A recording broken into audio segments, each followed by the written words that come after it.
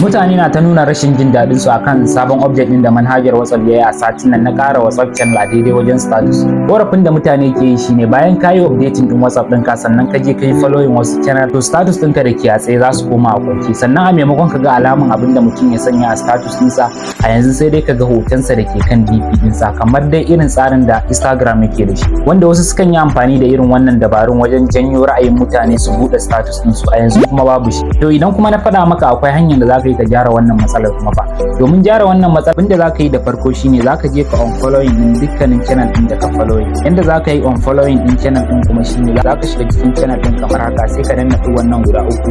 ga unfollow nan option na biyu sai ka taba kansa ka unfollowing din wannan channel din. To duka channel din da ka following sai ka je ka unfollowing din su ta wannan hanya. Bayan ka yi unfollowing din dukkanin channel din da ka following to status ɗinka da ke a kwance yanzu kaga sun dawo a tsaye, kun gani?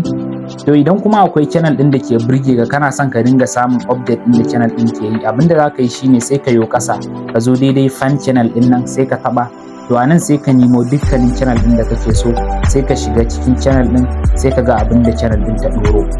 To ta wannan hanyar ne za ku yi amfani da WhatsApp ɗinku kamar WhatsApp ɗinku da kuka sani a da. To jama'a da fatan ku ji daɗin wannan sabon bidiyon, sannan kar ku manta da yin like da follow domin samun bidiyon masu amfani irin wannan. Sai mun haɗu da ku a next video.